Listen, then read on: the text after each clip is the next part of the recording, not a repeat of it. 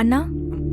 ஹே வாங்க வாங்க, நீங்க ஷாலினி ஃப்ரெண்டு தானே? ஆமாண்ணா. நல்லா இருக்கீங்களா அண்ணா? நான் நல்லா இருக்கேம்மா, நீங்க நல்லா இருக்கீங்களா? நல்லா இருக்கேண்ணா. இருங்க ஷாலினியை கூப்பிடுறேன்.